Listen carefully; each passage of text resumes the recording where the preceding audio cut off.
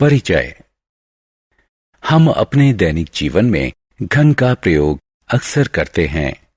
उदाहरण के लिए, घन एक ठोस आकृति होती है। हम घन का आयतन गणित के सूत्र से ज्ञात कर सकते हैं। यह हमारे दिन प्रतिदिन के जीवन में सामान्यतः प्रयोग किया जाता है। उदाहरण के लिए, मान लीजिए कि आपके पास एक घनाकार डिब्बा है जिसमें थोड़ी मात्रा में तेल है। बॉक्स में कितना तेल है? आप घन के आयतन का प्रयोग करके आप तेल की मात्रा जान सकते हैं। उद्देश्य।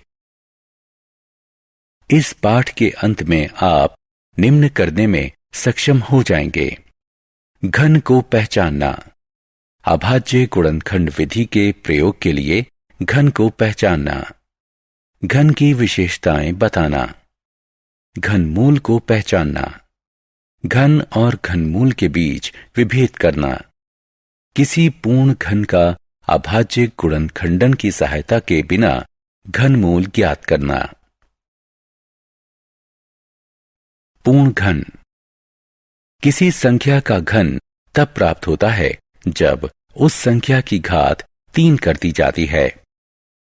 घन का आयतन बराबर है s घन के। जब किसी संख्या को उसी से 3 बार गुणा करते हैं तो हमें उस संख्या का घन प्राप्त होता है। 2 का घन बराबर है 8 के। 5 का घन बराबर है 125 के। 8 और 27 प्राकृतिक संख्याएं हैं जो क्रमशः प्राकृतिक संख्याओं 2 और 3 का घन है। ऐसी संख्याओं को घन संख्याएं कहते हैं। उदाहरण। पूर्ण घन बनाने के लिए 500 को किस सबसे छोटी संख्या से गुणा करना होगा? हल। हमने देखा है कि 500 बराबर है 2 घन गुणा 5 घन के। अतः गुणनखंडन को 3-3 के समूह में बनाने के लिए हमें 500 को 2 से गुणा करना चाहिए।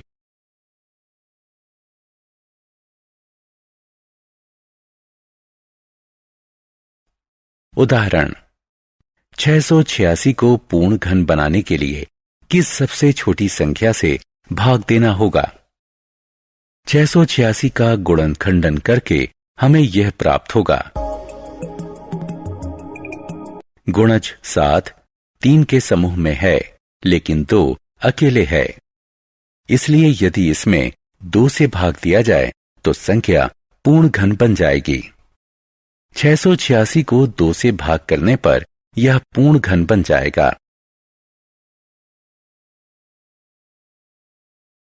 संख्याओं के घन की विशेषताएं। सम संख्या और विषम संख्या का घन। यदि किसी सम संख्या को स्वयं से 3 बार गुणा किया जाए तो परिणाम एक सम संख्या ही होगा। उदाहरण स्वरूप, यदि एक विषम संख्या को स्वयं से 3 बार गुणा किया जाए तो परिणाम एक विषम संख्या होगा। उदाहरण स्वरूप, किसी प्राकृतिक सम संख्या का घन एक सम संख्या होता है। किसी प्राकृतिक विषम संख्या का घन एक विषम संख्या होता है।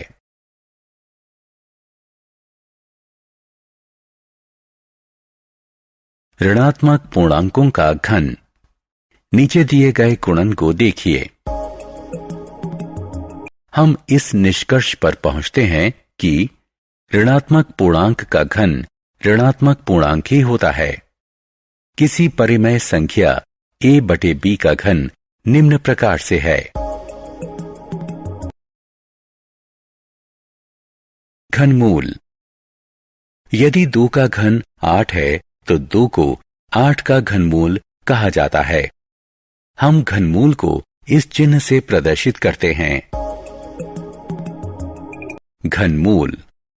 किसी दी गई संख्या का घनमूल वो संख्या होती है जिसका घन दी गई संख्या के बराबर है।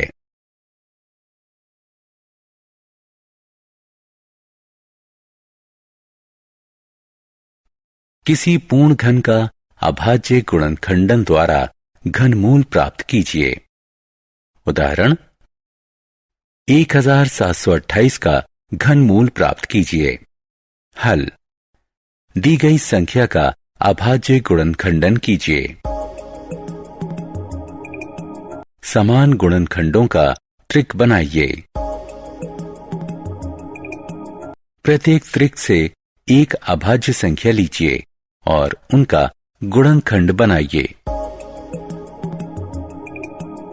वांछित घनमूल 12 है, जिसे हम इस प्रकार लिख सकते हैं।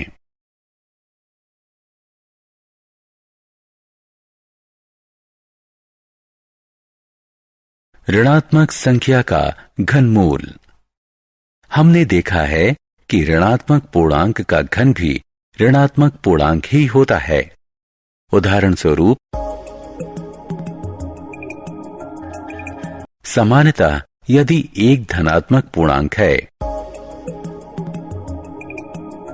अतः एक ऋणात्मक पूर्णांक का घनमूल प्राप्त करने के लिए इसके पूर्णांक का घनमूल ज्ञात कीजिए और उसके पहले ऋण का चिन्ह लगा दीजिए। उदाहरण स्वरूप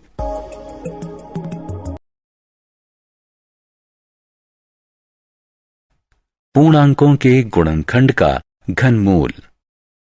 उदाहरण स्वरूप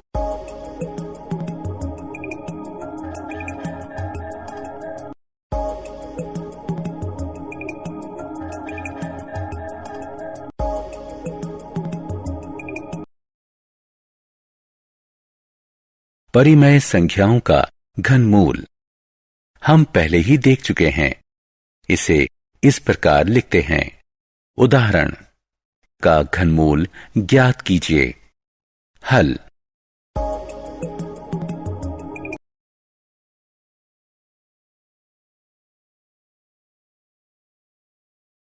सारांश। आइए हमने जो कुछ सीखा है उसे संक्षेप में दोहराएं।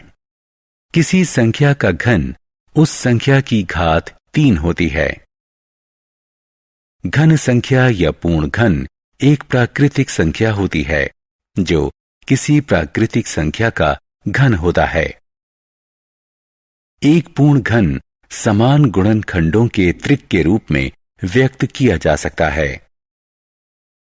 सम प्राकृतिक संख्याओं का घन सम और विषम प्राकृतिक संख्याओं का घन विषम प्राकृतिक संख्या होता है। ऋणात्मक पूर्णांक का घन ऋणात्मक पूर्णांक होता है। किसी परिमेय संख्या का घन इस प्रकार होता है।